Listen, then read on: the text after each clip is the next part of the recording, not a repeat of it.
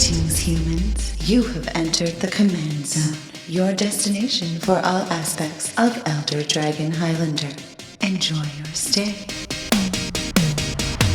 What's up, everybody? You are watching / listening to the Command Zone podcast. I am one of your hosts today, Jimmy Wong. I am your other host today, Josh Murphy, aka Murph. Murph. We haven't done that in a while. It was DJ. DJ's the one that started that way back when. Oh, really? That's funny. That's great. That's why. We are back at upgrading the precons from Baldurs Gate, Battle for Baldurs Gate, specifically the new Commander Legends set. And as always, the exercise is very simple. 10 cards in, 10 cards out, total budget of around $30, although some people have gotten a lot lower, and actually we're saving some on this one as well. So really exciting. This one is the Flayarrrrs, the Dimir Horrors precon. I can't believe they named the deck this. I love it. The sense of humor is great. So we're going to get into it and upgrade this deck today. But before we do, it's time to talk about our sponsors. That's right, channelfireball.com/command. That's the #1 place to go if you're a fan of the Command Zone and a fan of getting Magic cards. And trust me, I think all of us out here are fans of getting brand new Magic cards, whether it's sealed product at great prices or the single that you want, the specific foil, the specific edition. You're going to find it on the Channel Fireball marketplace because you're also shopping from local game stores from around the country. So why don't you go on and go ahead, type that URL in, channelfireball.com/command, tick, tick, tick, tick, tick, tick. And when you get there, even if you forget to add command to the URL, you can add that code at checkout. Get the cards you need in great condition and in great time so that you can upgrade your precons or buy the precon for yourself to upgrade yourself. And when you get those cards, when you buy these precons, Murph, they don't come with sleeves. No, they don't. So I should go to shop.ultrapro.com/command. That's right. You can buy all sorts of different sleeves there, whether you're going for the art sleeves or the eclipse sleeves, or even inner sleeves if you want to double sleeve your deck. Ultra Pro has all of that product as well as the playmats, deck boxes, basically anything you need to make your battlefield complete. And you're going to need to do that when you're playing with these decks because no one wants to just bare bones shuffle a deck without any sleeves on it and damage those cards. I do that sometimes, Jimmy. Oh, gross. Well, don't be that person. Don't be like me. Yeah, well, you could. But then get the sleeves and feel how much better it is to shuffle with that nice shuffle feel. Shop.ultrapro.com/command or just shop from Ultra Pro from your local game store and support them that way.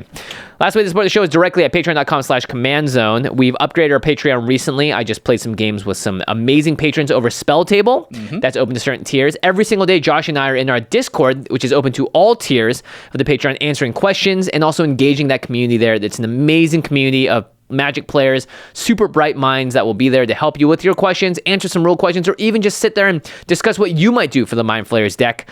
Make sure you go to patreon.com/command zone, and we also shout out one lucky patron every single month. So this episode is dedicated to Alex Shaw. Alex, you rock. You rock, Alex. Oh, also, I said every month. I meant every episode. Every episode. Yeah. Let's get right into it. The Mind Flayarrrs precon budget upgrade guide. 10 cards in, 10 cards out. But first, let's talk about the commander on the deck as well as the secondary commander. So, Murph, read off Captain Nagathrod? I'm going to go with Nagathrod. That sounds about right. Yeah. It's a 3 blue-black legendary creature horror pirate. Horrors you control have menace. And whenever a horror you control deals combat damage to a player, that player mills that many cards. But the most important text. At the beginning of your end step, choose target artifact or creature card in an opponent's graveyard that was put there from their library this turn. Put that onto the battlefield under your control. Okay, so you're cheating out something that got milled into an opponent's library, and it goes onto the battlefield under your control? Yeah, you're not casting it, nothing. You're just like taking it from a graveyard, putting it into play. You have it now. Artifact or creature. So plenty of artifacts in Magic, plenty of creatures in Magic. You're not getting enchantments, you're not getting instants or sorceries, or planeswalkers, but it seems pretty good. Yeah. And of course, Nagathrod is also a horror pirate, so it has, and horrors have menace, which makes it easier to deal that combat damage, start milling stuff, and that's pretty interesting. Yeah, then it's notable that because Captain Nagathrod is a horror, it will affect their own stats. Like, it gives itself menace, and it gives itself the ability to mill things when it hits. Yeah, but here's the thing. It doesn't matter if you're milling with the horrors or you're just milling in general because it says a artifact or creature that was put there from their library this turn. Yes. So even if they entomb something before your end step, that also will count. Yes. Okay, so that is the main commander on the front. It's blue-black. However, with all of the precons, they also have a commander that is a commander that cares about choosing a background. And we'll go into super in-depth detail about the backgrounds and the commanders in another episode. But for the sake of this episode, it is a mono blue commander that says choose a background. And of course, the background is going to be a black card so that you can still maintain that blue-black identity should you choose to put these two in front. Yeah. So we have Zelek's Sanity Flayer, 2 in the blue for a 2/3 horror. Its first ability is called Hive Mind. Whenever a player mills one or more creature cards, you create a 1/1 black horror creature token. Very cool. And then you can pay 1 mana and tap Zelek's to have target player mill 3 cards. Okay. Also pretty cool. Yeah, that's pretty interesting. And it also has choose a background on it. Yep. Obviously, so it goes with the background. Yep, and the background is just like Partner With or the Friends Forever mechanic. It only goes with commanders that say choose a background, and the card needs to be a background. Yep. However, it can add another color to your commander's identity. So we have Haunted One, which is 2 in the black for a legendary enchantment background. It says commander creatures you own have, whenever this creature becomes tapped, it and other creatures you control that share a creature type with it each get +2/+0 and gain Undying until end of turn.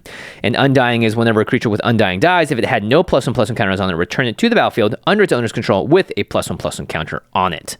So this is nice. Obviously with Zelek's, you're tapping Zelek's to use the mill ability, and then when that happens, it and other creatures you control that share a creature type with it, horror most likely, will get +2/+0 and gain Undying. So if they die, they don't have a +1/+1 counter, they come back to the battlefield a little bit buffer and stronger than before. Yeah, it's a lot of abilities by pairing those two things together, but it's pretty cool. Yeah.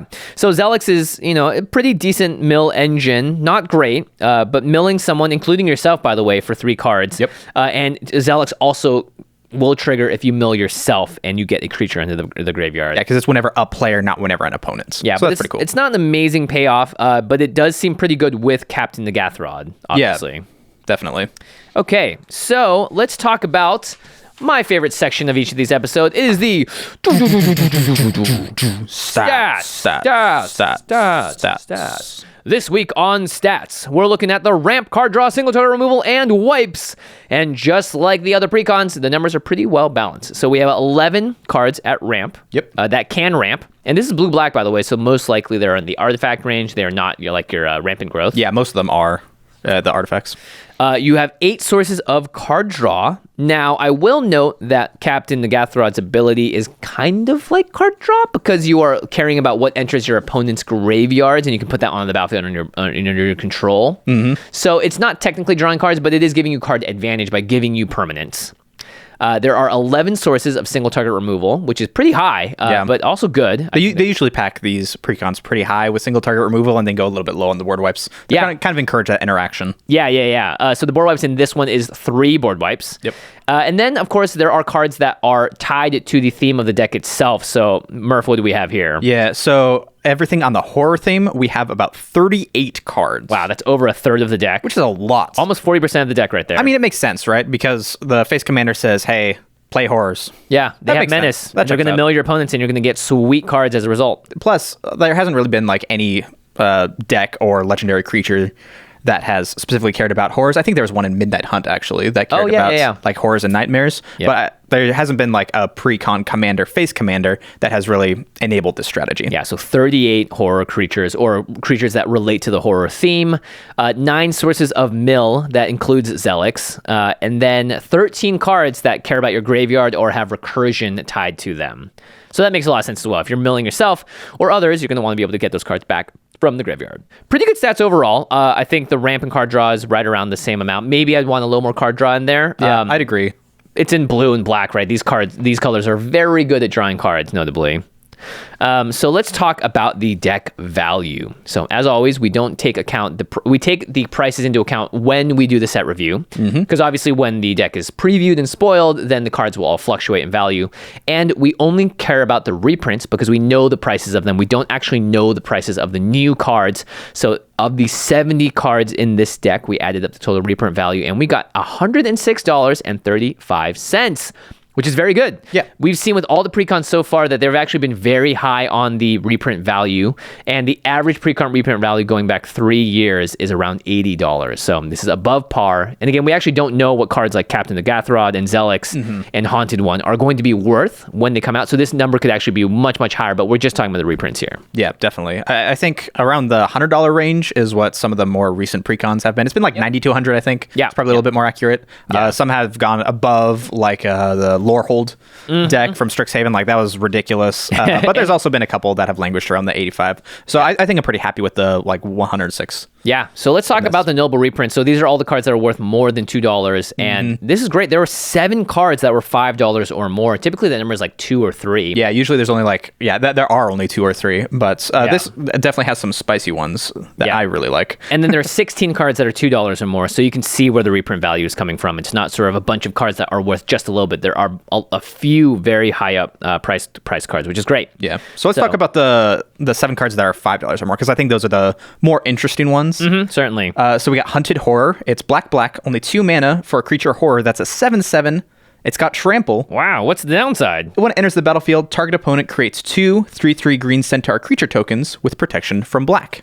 Okay, so technically your commander get this menace. However, those 3/3s have pro black. They could both easily sit there and block your horror. But this is commander. You don't need to be attacking that player necessarily. You could be going after someone else. Exactly. Just give them to another opponent, an opponent that you're just generally friendly with, and you get a 2 mana 7/7 that can just start attacking. Yeah, and maybe their centaurs with the pro black is actually really good against another player, and they care less so about you. They're just happy to have the bodies. So you can always play the hunted cards. I love seeing them in decks. You can definitely add a little political spin to them as well. Yeah. Also importantly, I don't believe the 3/3 green centaur creature tokens with pro black have ever been printed before. Really? Yes. Because I remember running Hunted Horror in a deck, and I was looking for those tokens, and online said, well, they just don't exist. And well, so, they might exist in this precon. Pretty sure they do. Yeah, that, I mean, maybe they always come with the tokens and stuff, so we may actually see the first time they ever get printed, which is kind of cool. Yeah, but that one was from Original Ravnica, so it's been creeping up in price. It's not the most powerful card in the world, but it's really good to have something like that see a reprint. It was sitting at $12. Yeah. Again, black for a 7/7 trample that synergizes really well with the commander. It might be one of the better cards in the deck. Definitely. All right, next up we got Lightninggreaves. This is just a classic 2-mana artifact equipment. An equipped creature gives haste and shroud. And very specifically, equip costs 0. Yes. So this is always going to be a powerful spell in Magic. The 2-mana realm is sort of like the lowest, I think, that we're really going to see the power level go. We're not going to see too many 1-mana, 0-mana cards in Commander. Hopefully, no more Jewel Lotuses. You say that, Jimmy. I say that now, yeah. Someone will clip this a year from now and go like, haha, look at what you said. Joke's on you. But Lightninggreaves is, again, just a classic card. This was at $7.30. Yeah. It just shows how good this card is. Lightninggreaves is legit just one of the best cards in Commander, and it's one of those cards, just like Sol Ring, where if it isn't printed into the ground, then it'll just start creeping up, start creeping up. Yep. And there have been a couple precons where it's been missing, and so that's probably why it's been going up in value a little bit. Yep. And again, equip cost 0. So good. You can switch it around on your creatures as well when you're done for no mana at all. So good. Next up, we got Herald's Horn, which is 3 generic mana for an artifact. When it enters the battlefield, choose a creature type. Creature spells you cast of the chosen type cost 1 less to cast. At the beginning of your upkeep, look at the top card of your library. If it's a creature card of the chosen type, you may reveal it and put it into your hand. All right, so this can just draw you a bunch of cards. It's kind of like a mana rock, but it's going to do a mana reduction on all of your horrors, most likely. Yes. This is just another now that tribes and we have more and more tribal support, this card is just always going to be very good. This was at $7.25. Yeah, that's one that was printed in the C17 decks, I believe, for the first time. Yeah, and then it just Dragon decks, right? It gets like pretty sparse reprintings, and so it's always hanging around that $5 to $10 range. I think it like went above that for a little bit. Yeah. Yeah, but I'm glad to see them recognize that this card needs some reprint, start putting it in some decks. Yep, and of course, all the tribal decks are very good with it. Yes. Next up is a card that we all love here at the office. It's Leyline of Anticipation. Not as good as Vedalken Orrery, Jimmy. You can't put it in every deck. Yeah, you can't put it in every deck. No, wait, it's strictly better because... Yeah, if it's in your opening hand, you may begin the game with it on the battlefield, and it says 2 blue, you may cast spells as though they had flash. So it's the Vedalken Orrery text. This is just a great card because in the off chance you do have in your opening hand, you start off at a massive advantage. And, that was at $6. Yeah, also great to see a reprint. Although I wish they would do Vedalken Orrery one of these days. One of these days. Maybe they saw us loving it so much and they're like, let's not give it to them. Never again. Yeah. I love this next card too. Oh yeah, it's a Curtain's Call. So it's 5 and a black for an instant. Little steep, but it has Undaunted. So it costs 1 less to cast for each opponent. Destroy 2 target creatures. Yep. So if you have 3 opponents, like a normal Commander game, then this is reduced by 3, so it only costs a total of 3 mana. And 3 mana instant speed, destroy 2 target creatures, is a very, very good rate. Yeah, that's very, very powerful. 2 in the black for an instant speed, destroying 2 target creatures. And even if you have 2 opponents left, that's 3 in the black, destroy 2 target creatures, still pretty good. So this card was sitting around $6 as well. It's going to just be one of those, I think, evergreen, very good in commander cards. And look, maybe if someday people start playing with 5 people in a play group, it's going to cost 1 of the black. Yes, it's great if you play with more than 4 people in a play group, but if you only have like 3 or something, it's still good. It's still good. Very good, yeah. This next one is one of the most powerful creatures printed recently, I think. It's Hullbreaker Horror. 5 blue for a 7/8 Kraken Horror. It has flash, and the spell can't be countered.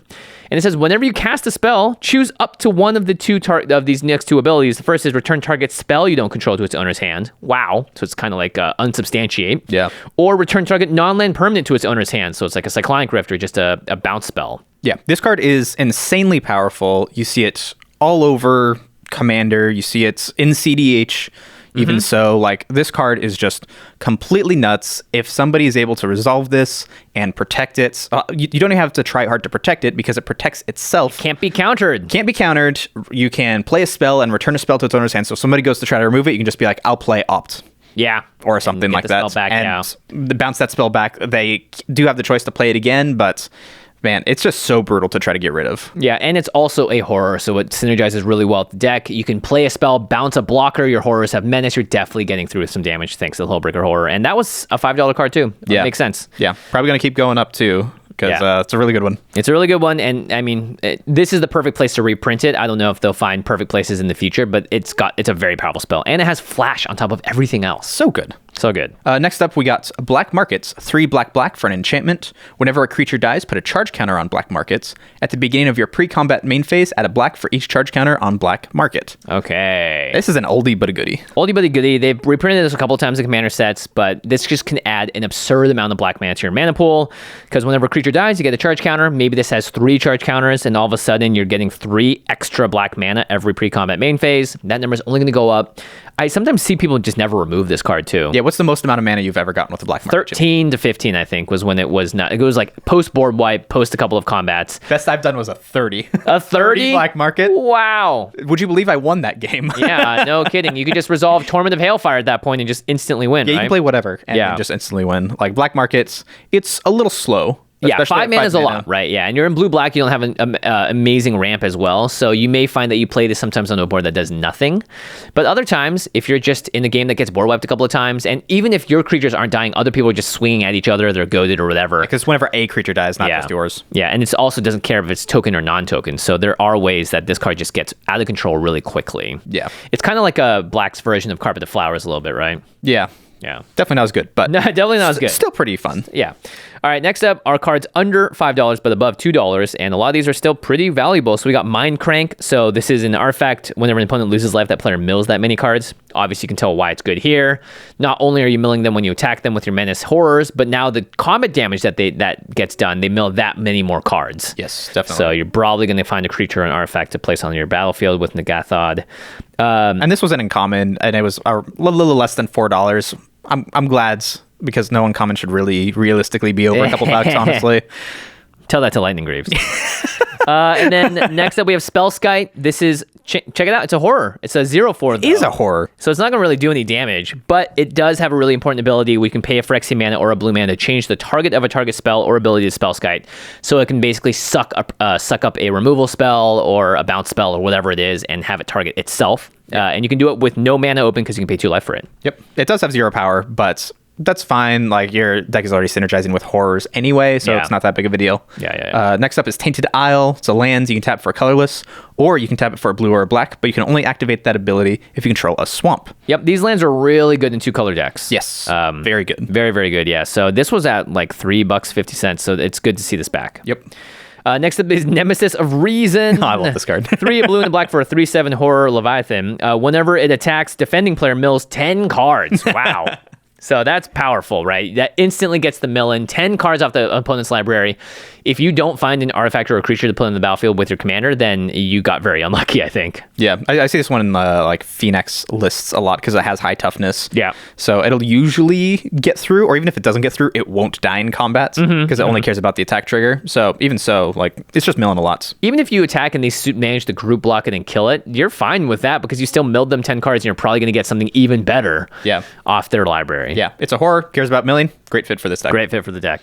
Next up is Memory Plunder, which is hybrid blue black, hybrid blue black, hybrid blue black, hybrid blue black. All right, so what are all the ways you can pay for this, Murph? Go.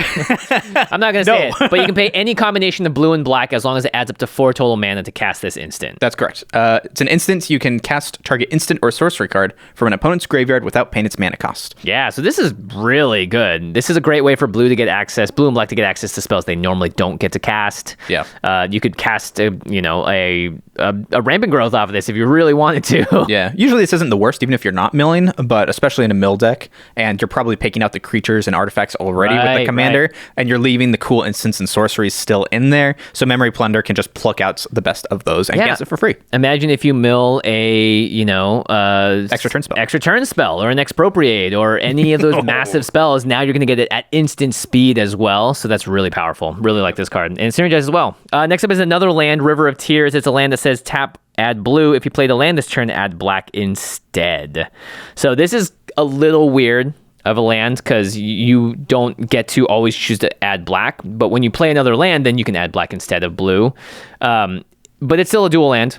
And it's a card that works well, again, in these types of decks. That's 2 colors. Yep. Untaps can produce blue or black. Usually pretty good. What you want. Typically blue, but if you're dropping lands, then you can do black as well. And by the time that you get 3 or 4 or 5 lands out, this won't matter anymore. It's just a blue land. Yeah. So that one's a couple bucks. Next up is Chasm Skulker. It's 2 and a blue for a squid horror. Whenever you draw a card, put a 1/1 counter on it. It starts out as a 1/1. And when it dies, create X 1/1 blue squid creature tokens with Island Walk, where X is the number of +1/+1 counters on Chasm Skulker. Very cool. So even if it dies, you're making a bunch of little 1/1 squiddies, and they'll probably be able to swing in and attack someone and kill them. Yeah. Hopefully. It's a lot of fun. It does have to die. A little bit of a downside, but it's just a fun card. It's a really cool card. Yeah, it's a horror as well.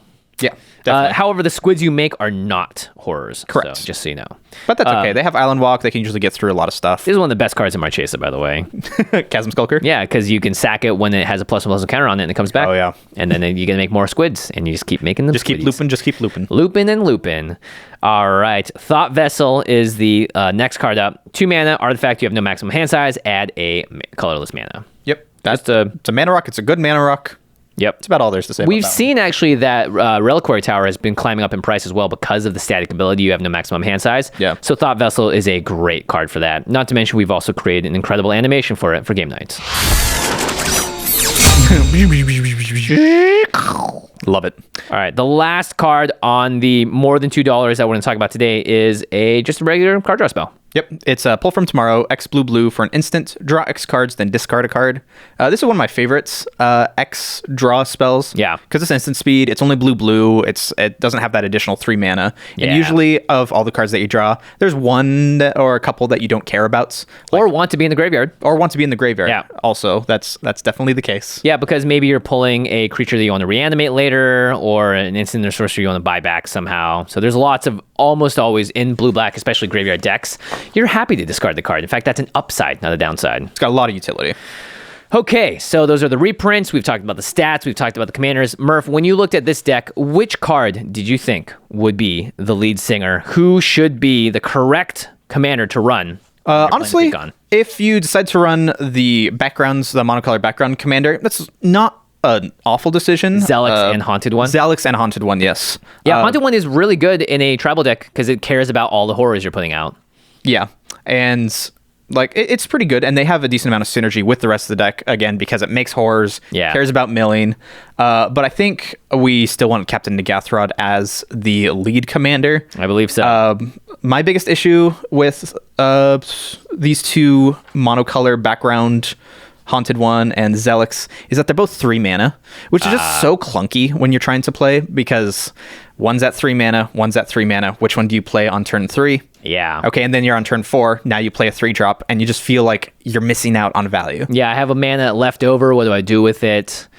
Maybe that's the turn you play a Thought Vessel and use that mana to tap for the other 3-drop. But yeah, it is a little clunky. And notably with the backgrounds, they don't just get to sit in your command zone and do their ability. You have to play them. Exactly. Yeah, so I agree there. And I think you're just happy to draw Haunted One with Nagathrod out or Zelix. Yeah, honestly, you're happy to draw either of them with Nagathrod outs. Yeah, makes a lot of sense.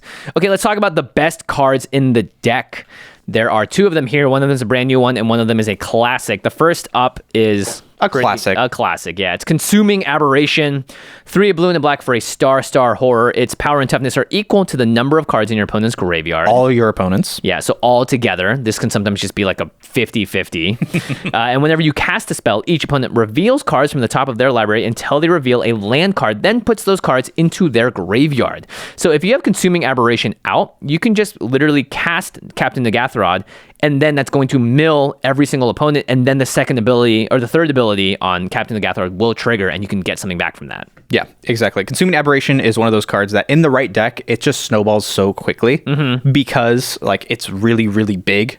Usually when it starts out, like even if you've just been playing the game without doing any milling, by the time you get it out, there'll be maybe it's a 6/6, something like that. Yeah, but then you cast one spell and blam, it's a 12/12. Exactly. Cast one spell, another spell, it's a 25/25. Yeah, and so Consuming Aberration works very, very well because if it has a clear path, then not only are you doing a ton of damage to somebody, but you might be able to get 25 cards milled or something like that. Make this a huge creature. Yeah. And it has Menace, by the way. Yeah, make it even bigger, and then you can cast something, because why not, with Captain Nagathron. Yeah, and then if you swing and hit someone with a 40/40, they mill 40 cards, you're definitely going to get a very cool hit from there. No, if you hit them with a 40/40, they die, Jimmy. Oh, that's a good point. At that point, we're not worried about getting extra value. We're just killing people. And Yeah, Consuming Aberration. yeah, okay, fine. A little bit of evasion on Consuming Aberration can just start one-shotting people. It's a ton of fun. Yep. All right, the next best card in the deck is a brand new one. I'm excited about this. What is it? Yeah. So this one is Grell Philosopher. It's a 2 and a blue creature human wizard. Horror wizard. Horror wizard, excuse me. It does not look human. It does not look like a human. Art, it is not very humanoid. Whenever Grell Philosopher enters the battlefield and at the beginning of your upkeep, each horror you control has all activated abilities of target artifact and opponent controls until end of turn. You may spend blue mana as though it were mana of any color to activate these abilities. Oh, interesting. So, What do you see happening here? Basically, if your entire commander table does not have a mana rock on the table, something has gone horribly wrong. So base level, all of your horrors in the deck will be able to tap for mana. Yeah, if someone has a Soul Ring out, congratulations. Not just that they gain all activated abilities, so if they have a Staff of Domination, yes, then all of your horrors gain the Staff of Domination text. But I think you're going to target like an Arcane Signet or a, I think the floor for this card is you hit an Arcane Signet. Even better, you get like a Soul Ring or something like that. Yeah. Even better than that, you get, again, something like a Staff of Domination, where it has a ton of options, tons of activated abilities.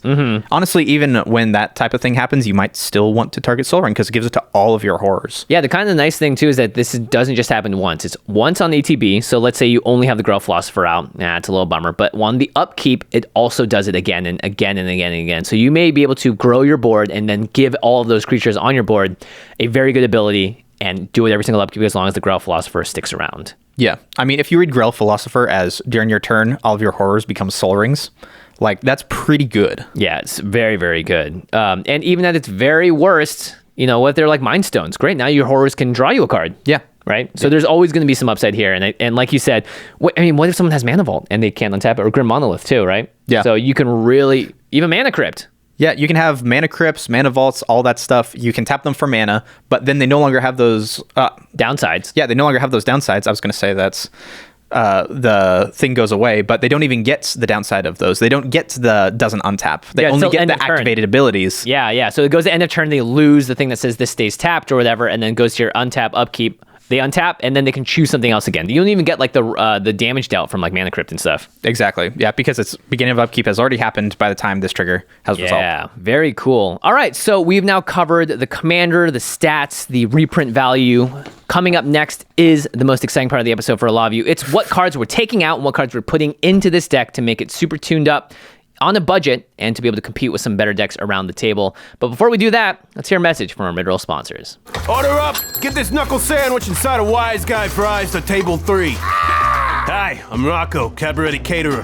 Running the kitchens for a high-profile crime family can be a tough gig. I got a tutor-up help I can rely on to get the job done. Lucky for me, I got Indeed, the hiring partner that lets me attract, interview, and hire all in one place. I used to spend hours searching for employees, and I ain't got time for that. I'm cooking here. But Indeed's got primo tools like Instant Match, which gets me a library of grade A qualified talent as soon as I sponsor a post. Then, with Indeed's virtual interviews, I can message an interview candidate seamlessly without any dumb extra downloads. There's even a reliability assessment, so I can make sure new hires will hit the battlefield on time and ready to go. Now I've got the team I need to keep my clients happy. And trust me, in my business, you want to keep the clients happy. Sign up now for Indeed and get a $75 credit towards your first sponsored job. Plus, earn up to $500 extra in sponsored job credits with Indeed's virtual interviews. Visit Indeed.com/CommandZone to learn more. Claim your credits at Indeed.com/CommandZone. Again, Indeed.com/CommandZone. Terms and conditions apply. Need to hire? You need Indeed. Now, a word from our sponsor, BetterHelp. Hail, fighters! It is I, Combat Celebrant. You may not know this, but Combat and I have a complicated relationship. I love a good attack step, but back in my younger days, I gave it extra combat every turn. I didn't realize, but I was overexerting myself. Combat turned from a celebrated passion into a stressful chore. But through BetterHelp, I spoke with a therapist who helped me see I was feeling burned out and taught me to prioritize my own needs. I started taking turns off just to rest, and staying tapped helped me tap back into my passion. Now, BetterHelp Online Therapy wants to remind you to prioritize yourself too. BetterHelp is customized online therapy that offers video, phone, and even live chat sessions with your therapist, so you don't have to see anyone on camera if you don't want to. It's much more affordable than in-person therapy, and you can be matched with a therapist in under 48 hours. Woo! I really exerted myself telling you all this. I'm gonna go take a nap now. But in 2 turns, we attack. Command Zone listeners get 10% off their first month at betterhelp.com/CommandZone. That's BetterHelp.com/CommandZone. It's shockingly beautiful! Greetings, mages. I am Stormkiln Artist. Whenever you cast an instant or sorcery spell, I'll craft you a treasure. You're gonna spend the mana anyway, so why not get some back, right? Well, if that sounds like a good upside, just wait until you try Upside, the app.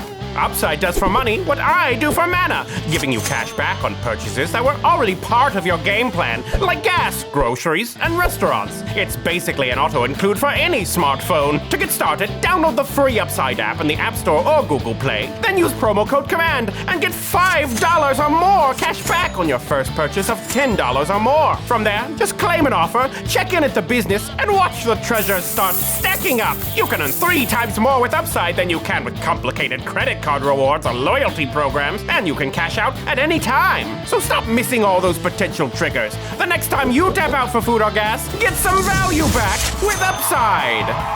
Download the free Upside app and use promo code COMMAND to get $5 or more cash back on your first purchase of $10 or more. That's $5 or more cash back on your first purchase of $10 or more using promo code COMMAND. All right, everyone, we are back talking about the Flayarrrrs deck. 10 cards to take out, 10 cards to put in with a budget of around $30. So before we get into those cards, Murph, your evaluation of the deck right out of the box, what did you think? What was your goal in making these adds and cuts? And what did you think, sort of like, what were you prioritizing?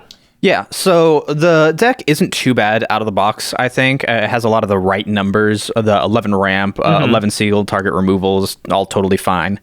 The card draw is a little bit low, so I thought, well, we might want to increase that just a little bit, maybe with like 1 or 2 other pieces. But the thing that surprised me the most is how heavily this deck leaned into the horror synergies. Okay, yeah, there's, like we wrote, there are 38 horror cards or horror synergies. That's a huge number of the deck. Whereas there's only about 9 cards that care about milling. And I feel like for this deck to function to its most optimal, especially with Nagathrod as the commander, you do want to have a little bit more mill in there. Yeah. Because with the horrors, it's great because you can mill things with it, but you have to do a lot of setup in order to get that mill. Yeah, you actually going. have to do combat damage with the commander out. You got to play a horror, you have to wait a turn, and then you have to get combat damage through, which the commander does help with, gives menace, but if your horror is like a 3/3, that's not the most helpful thing in the world. Yeah. Because there's plenty of bigger things out there in commander. And the last thing you want to do is the person goes, okay, sure, yeah, hit me with your 2/2, and they mill 2 cards and it's a land and an instant. Yeah, so I think like, poop. if you really want to be getting like all those end step triggers with Nagathrod, you really, really want to be able to have those mill cards so that you can play Captain Nagathrod, play a mill card, and then you're off to the races. Yeah, and there are 187 cards that can be horrors in Magic, or are horrors, not counting changelings. Yeah. And so you ask the question, should you build this in a straight horror tribal? But it looks like there's enough cards already.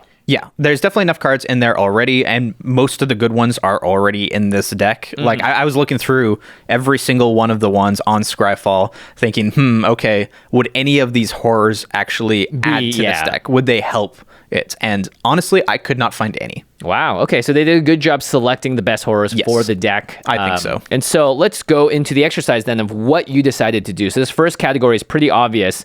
You were looking to add some better mill. Yeah. So I think the mill that we're looking for is we're looking for a mill that is cheap, low mana cost, and it wants to mill multiple opponents all at once. Okay. We don't want targeted mill. It's not the end of the world if it's targeted mill, but I think trying to affect everybody at once just gives you so many more options for Nagathrod's ability. Yeah, that's probably what you want. You want to up your chance of hitting an artifact or creature at the most. Exactly. Yeah, for sure. Yeah, so we got stuff like Maddening Cacophony. It's from Zendikar Rising. It's 1 in blue sorcery.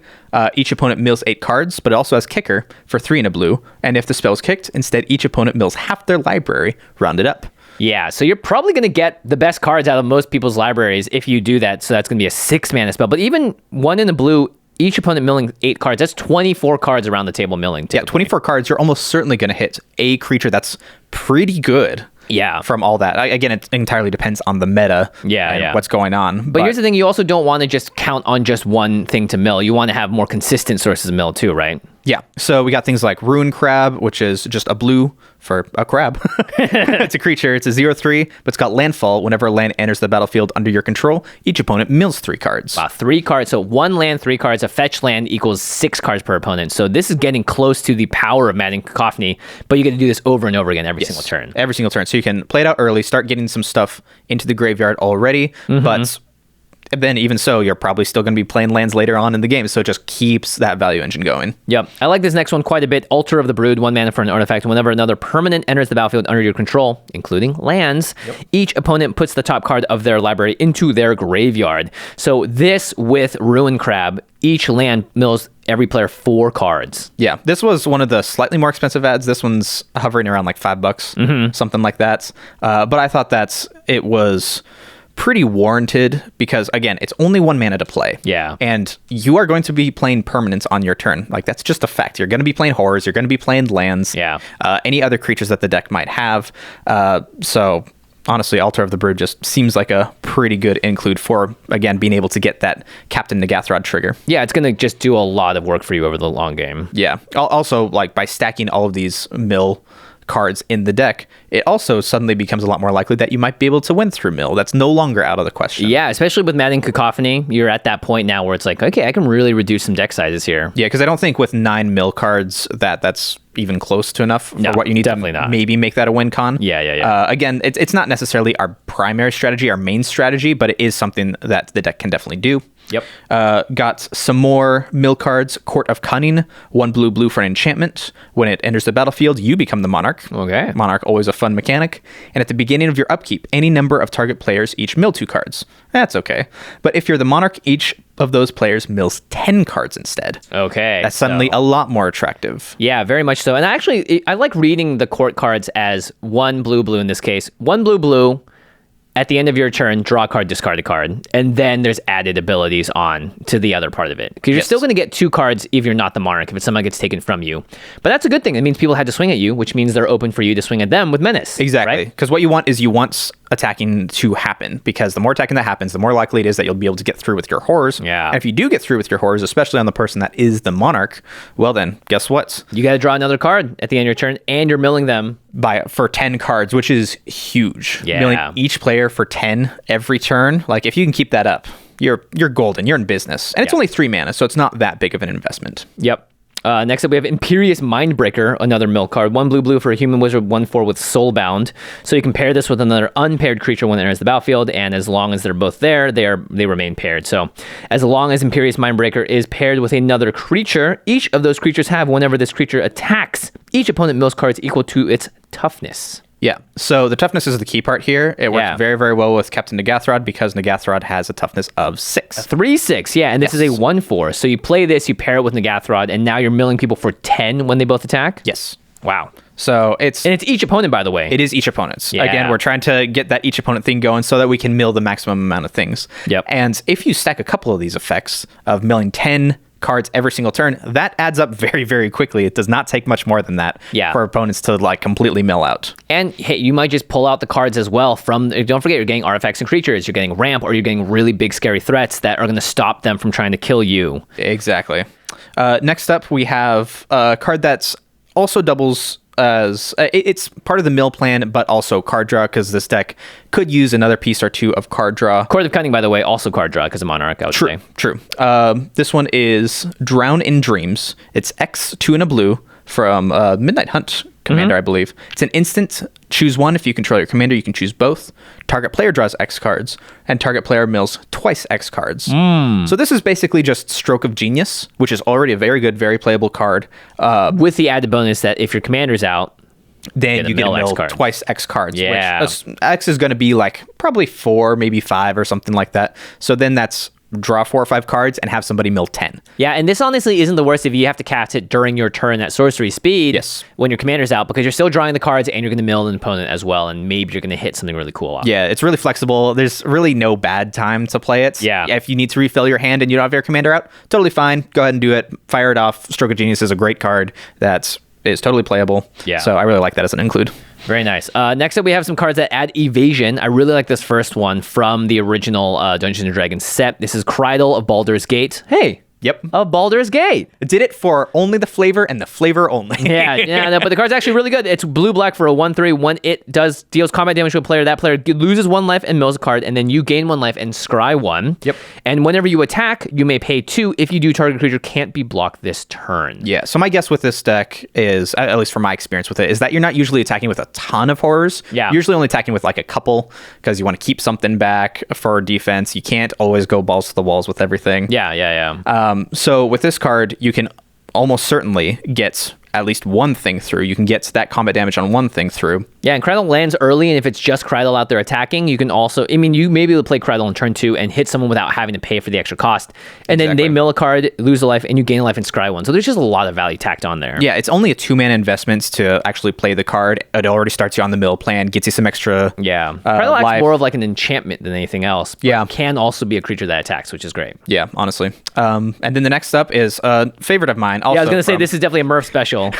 Also from the last Dungeons & Dragons set, Winged Boots, 1 and a blue, artifact equipment, equipped creature has flying and ward 4, equip for 1. Wow, okay. So only 1 equip cost. It reminds me of Swiftfoot Boots a little bit.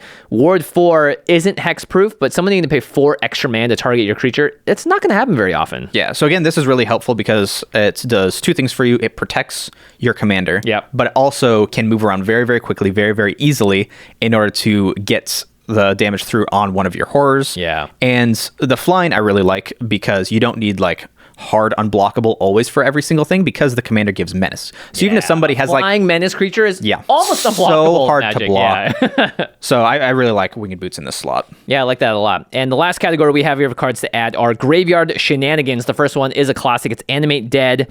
A lot of text on this, but basically... Would you like to read the card, Jimmy? No, I don't actually want to read the card. You're basically enchanting a creature card in the graveyard. It comes out and gets -1, -0. But you can choose any creature from any graveyard, notably. And it's really cheap to do so. 1 in the black is a very cost-effective spell. Yeah. Specifically, Animate Dead, I think, is a really good include because, again, you're milling your opponents and you want all your reanimation, if possible, to be able to pull stuff from your graveyard and also their graveyard. Well, here's the thing, too, is that you may not even have your commander out, and you may just be incidentally milling people. And at that point, Animate Dead gets really good because you're not always going to get your commander's triggered ability to get the cards out. You may just want to pull something out of someone's graveyard without needing to worry about, I need to swing and do all X, Y, and Z. Yeah, Animate Dead, just a naturally good card. Most black decks run it, and I think it especially shines in a deck like this. Yeah, and this next one we talk about all the time, but especially in this deck, maybe a win con. Yep, Sir Conrad the Grim, 3 black, a legendary creature, human knights. Whenever another creature dies or a creature card is put into a graveyard from anywhere other than the battlefield, or a creature card leaves your graveyard, Sir Conrad the Grim deals 1 damage to each opponent. And then 1 in the black, each player mills a card. Yes. So at worst case, you can just activate this a bunch of times when your commander's out and hopefully you hit something.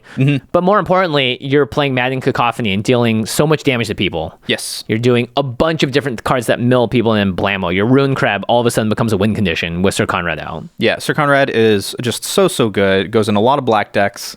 But you're just going to be having a lot of creatures get milled. You'll have creatures die because it has a decent bit of removal in this deck. You'll get that a lot. It does have or a creature card leaves your graveyard, so it doesn't care about creature cards leaving other players' graveyards. Right. Oh, yeah, so when you pull them out with your commander. Which would be very cool, but honestly, Sir Conrad already does so much as is. It's not the end of the world. Need another ability added on. Exactly. Yeah, so I really like that. So that's 10 cards, and you actually didn't just get below $30. You got at $20, which is great. Yeah, I looked up all these, rounded to the nearest 10 cents, and it ended up being exactly $20. So how about that? How about that? Which means you could spend the extra $10 maybe on a couple of these honorable mentions. I mean, the honorable mentions are a little bit pricier. But I had to just mention them because they're very, very cool. Yeah, the first one is pretty obvious. It's Breuvik, the Grandiloquent. This is 2 in the blue for a 1/4 from Jumpstart. It's basically the mill commander. It's if an opponent would mill one or more cards, they mill twice that many cards instead. So it just doubles up every single mill that you have. Yeah, if your commander cares about milling, we're putting mill cards in the deck. It's just very, very good. You can double up on all that. So now instead of milling 8 cards, you're milling 16 cards for everybody. Yep. Gets out of hand so quick. Yep. And I like this next one a lot too. Maybe you could just find the spot for this if you like it. Yeah, Cover of Darkness, 1 in a black for an enchantment. When it comes into play, choose a creature type. Creatures of the chosen type have fear. Yep, they can't be blocked except by artifact creatures and or black creatures. So good chance all of your horrors now are just straight unblockable to at least part of the table. And it's only 2 mana to basically give your entire board unblockable. Like, it's a very, very good rates. Unfortunately, both of these are around like the $20-$25 range. Oof, rough. So they're a little bit pricey, but they are really good things to consider if you're going a little bit above that $30 range. And hey, we already saved you $10, so maybe you can take those $10, put them towards some of these. Bingo, bango, bongo. Boingo. Okay, so those are 10 cards to take to put in, a couple of honorable mentions. Now let's talk about the cards that you wanted to take out. This is typically the hardest part of the exercise, but I love to always hear the reasoning and why you decided to take some of these cards out. Honestly, this was probably the easiest part for me. Really? Oh, yes. Perfect. Love that. Because there's only 187 horrors in all of Magic in these colors. And turns out not all of them are winners. So in order to get to the 38 mass of things that care about horrors, there have to be some not so good, not so synergistic horrors that are in there. Right. Okay, so let's kick things off then. We got Dross Harvester. It's 1 black for a 4/4 protection from white. At the end of your turn, you lose 4 life. Whenever creature is put into a graveyard from play, you gain 2 life. From play, not even from the deck. Yeah. So it doesn't synergize super great with your commander. It just cares about things that are dying, which honestly the deck doesn't really care about like at all. Yeah. It's 3 mana for a 4/4, which seems nice, but like you said, this doesn't actually do much for you. Yeah. Maybe you'll just get some incidental life gain as the game goes around, but you're also losing 4 life at the end of your turn. So even if it was just a 3 mana 4/4 with like no other downside or anything like that, it's probably still a cut. It's just not great. It's not great. Yeah. Next up is Plague Spitter. This art is pretty hilarious. 2 in the black for a 2/2. At the beginning of your upkeep, it deals 1 damage to each creature and each player. That's not great. That absolutely does not synergize with Velix, by the way, because it just kills the 1/1s that he makes. Yep. When Plague Spitter is put into a graveyard from play, it deals 1 damage to each creature and each player. So yeah, this is just it just says horror on it, which seems like why I was added to the deck. Horrible. It's horrible. It does sound very horrible. Sorry. Yeah, it doesn't synergize with your deck. It isn't doing what you're wanting to do, and a 2/2 with Menace because your commander also doesn't seem very incredible. So yeah, it's 3 mana, not amazing. Next up is Night Howler. It's 1 black enchantment creature horror. Bestow 2 black, so you can put it onto something as an enchantment. Night Howler and enchanted creature each get +X/+X, where X is the number of creature cards in all graveyards. It's not the worst. It's not the worst, but it could also be nothing in the beginning of the game. And it is cool that when the enchanted creature dies, it falls off and stays around. Yes. But I can see why you cut it. Yeah, Night Howler just not the strongest. And again, you want to be pulling creature cards out of people's graveyards. And by doing that, it's a little bit of anti-synergy. Yes, you are milling those creature cards, but you're also pulling stuff out and ending up making a Night Howler smaller in the process. Too much math. My brain hurts. Yeah, too much math. Well, let's go with that. All right, next up is Psychosis Crawler, 5 mana for a star. Power and toughness are equal to the number of cards in your hand. I'm not liking it already. And then whenever you draw a card, each opponent loses 1 life. This is not the deck that this should be in. No, absolutely. This just happens to be a horror. So not great synergy It here. belongs in like wheels decks, stuff like that. Yeah. They just put it in because it was a horror, and it's a somewhat playable horror. Yeah. And that's what we're cutting. We're cutting the somewhat playable to bad horrors. All right, here's a new card, though, here, which seems pretty powerful. I'm interested to see why you thought this could use the cut. Okay, so this one is Brainstealer Dragon, 5 black, creature, dragon, horror. They're just putting the horror subtype on everything these days. I mean, it looks pretty horrifying if you look at It does. It really does. Flying, at the beginning of your end step, exile the top card of each opponent's library. You may play those cards for as long as they remain exiled. If you cast a spell this way, you may spend mana as though it were mana of any color to cast it. Whenever a non-land permanent an opponent owns enters the battlefield under your control, they lose life equal to its mana value. Right. So end step, you exile 3 cards, and now you can cast them using mana as though it were mana of any color. And if it's a non-land permanent, like a creature or an enchantment or artifact, the opponent who's owned it originally loses life equal to the mana value. Yeah. This one is a little bit more like Night Howler, where you could keep it in the deck, and it's not going to be awful. But for 7 mana, that's not exactly what you want to be doing, because then you got to exile things from an opponent's deck. That has to be something that you want to cast, and then you cast it. Anything where you have to spend the mana in order to play it, just like...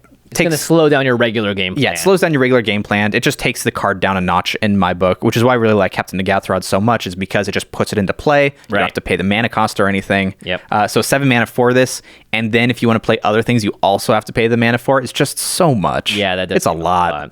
Next up is Douthie Horror. This is just a crappy card. 1 in the black with shadow, and it can't be blocked by white creatures. Yeah, I feel like if you're trying to just get through to do 2 damage to somebody and mill 2 cards, just play like one of the 2 mana mill cards. Yeah, there's plenty of other things just you play can do. anything else that mills. Yep. Nihilith is next, 4 black for a 4/4 horror with suspend 7 for 1 in the black. You're never going to do that. Whenever a card is put into an opponent's graveyard from anywhere, if Nihilith is suspended, you may remove a time counter from it. Okay, so sure, you suspend it, you mill them, you can put this out of play earlier, but based on some of the other cards we've seen here, I think this, again, even if you just draw it as a 6 mana card late game, you really hate yourself. Yeah, You're not happy. It's just a 4/4 with fear, and that's not very good. Yep. This next one is a new card from Streets of New Capenna. I've lost to it plenty of times unlimited, but I don't think it's a good limited card. Don't think it's very good here. No. It's Duskmangler. It's 5 black, creature horror. As an additional cost to cast this spell, sacrifice a creature, discard a card, or pay 4 life. And when it enters the battlefield, each opponent sacrifices a creature, discards a card, and loses 4 life. Gross. Just to cast it, you have to sack, discard, or pay 4 life? Yeah, it is or, and then when it enters, each opponent does all of them, which is pretty good. But paying 7 mana for a 5/4...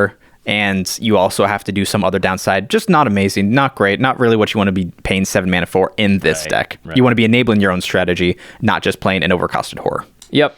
Okay, very nice. So those are the 10 cards we would take out of the deck. I must say... That's not all of them. Oh, no, there's 2 more. There's 2 more. That's right. I cannot count. Yep. Maybe the Brainstealer Dragon has been affecting me too much. Yep. This one people might yell at me for. Reflections of Lityara. Yeah, interesting. 4 to blue for an enchantment. When it enters the battlefield, choose a creature type. Whenever you cast a spell of the chosen type, copy that spell. Wow, so you get a double of all of your horrors. You're saying we should cut this card? Yes, I'm saying we should cut this card because the horrors are not the key to the deck. The commander is the key to the deck. You have to get your commander out. You want cards to ramp out, cast your commander as fast as possible, and then also have some horrors along the way. Right. Those horrors are not the main mill source either. You hopefully are doing it through your other mill sources because they're more consistent. Yes. And your opponents can't stop them from happening like with runecrab. Yeah. There's a lot of horrors in this deck naturally, which is probably why they have Reflections of Lityara in, but getting a double of a 3 mana 2/2 is still not very good. Right. And at 5 mana, you should be casting your commander, getting on your game plan, instead of playing this Reflections where maybe you double up one of your horrors. Okay. Yeah, it would be cool if you could get an extra consuming aberration, but I see that as like the top end. Yeah, and also it's pretty win more at that point. It's a 5 mana more. enchantment. I've even seen people be down on doubling season because it's a 5 mana enchantment that just takes too long to really get going. Yeah, I think this Reflections of Lityara really shines in decks that have a lower average mana cost among their creatures, so like elves, zombies, stuff like that.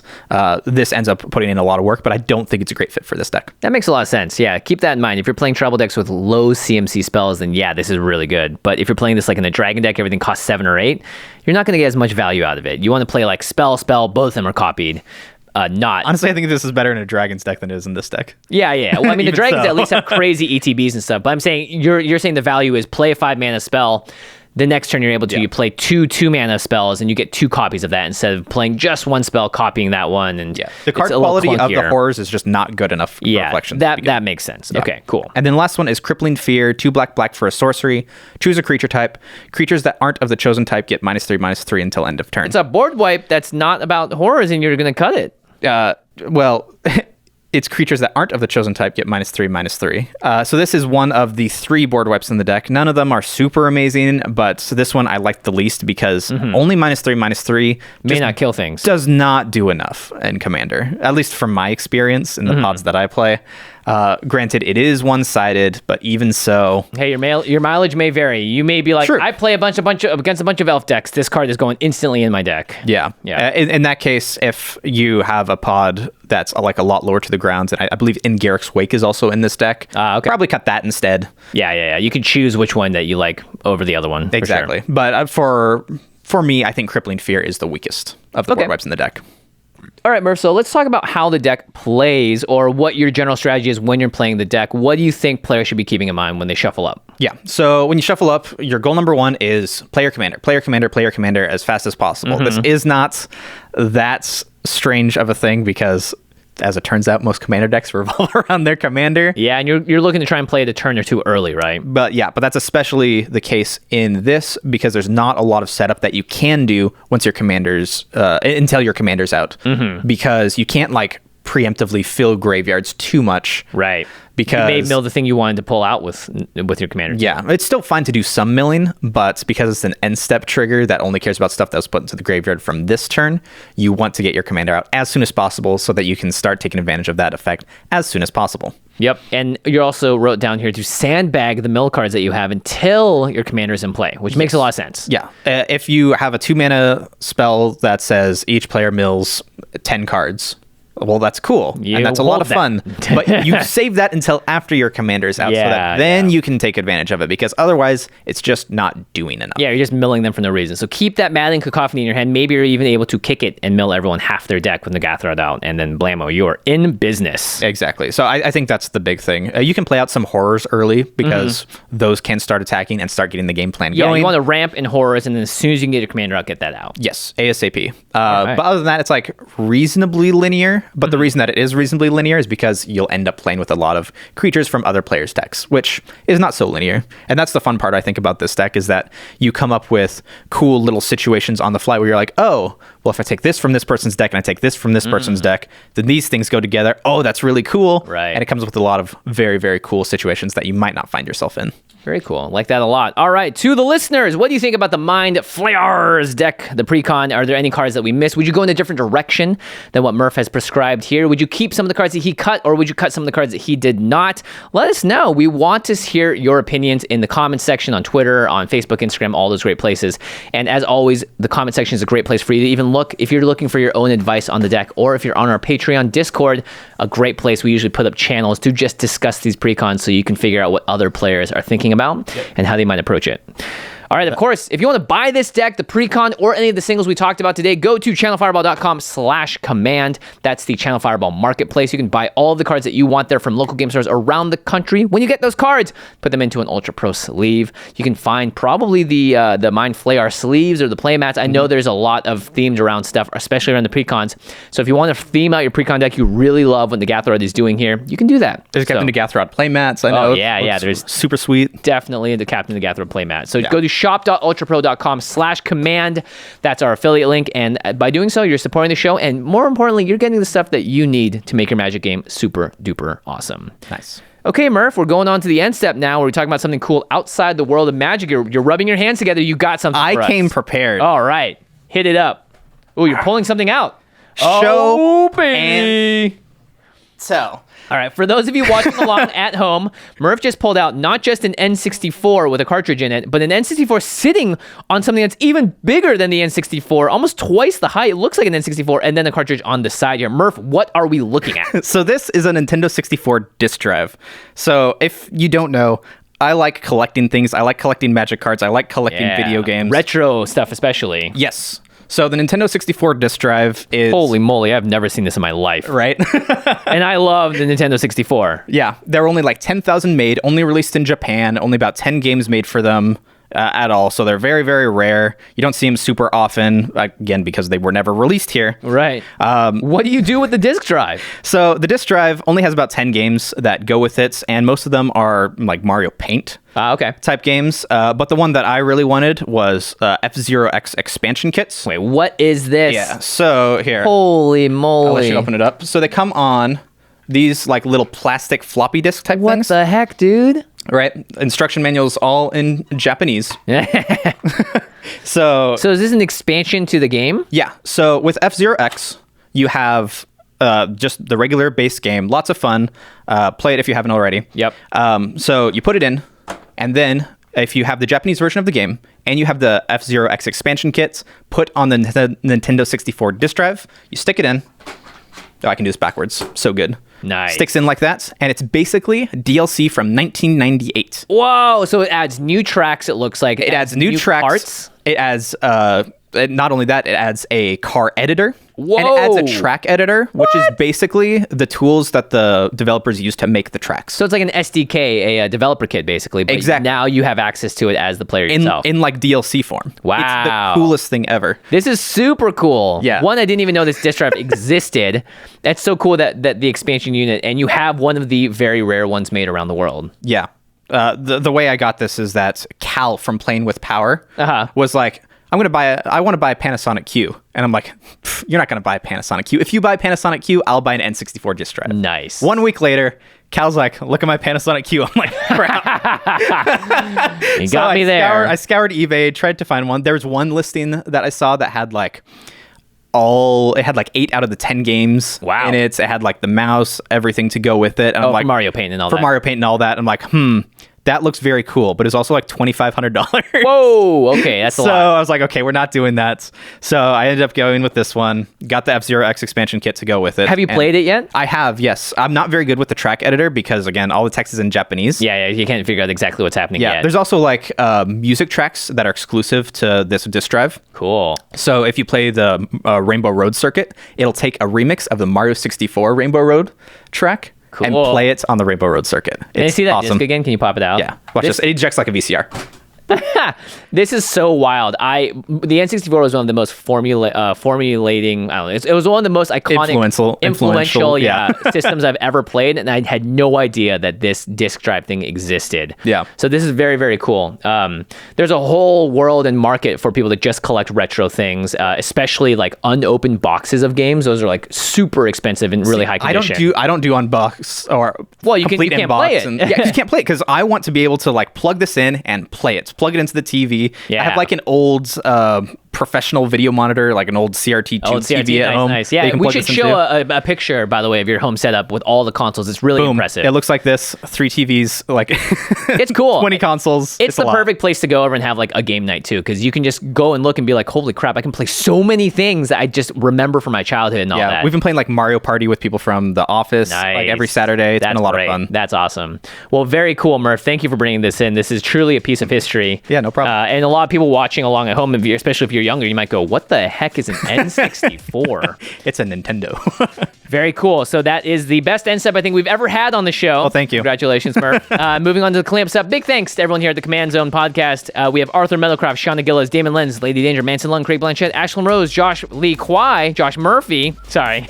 You faked me out there. Yeah, I faked you out. Jake Boss, Patrick Nan, Jordan Pridgeon, Sam Waller, Gaurav Galati, Truck Tie, Jamie Block, Evan Limburger, and Mitch Trafford. Very nice. And big thanks to Jeffrey Palmer, as always. He does the Living Card animations that start our show. You can find him at Living Cards MTG on Twitter. Thank you very much. That's it. That's the Mind Flayarrrrs budget precon upgrade guide. Great stuff here, Murph, and some good insight and wisdom as always, and of course a very cool console to go along with it. Well, thank you. All right, everyone. Thanks so much for watching. We'll see you next time. Peace out.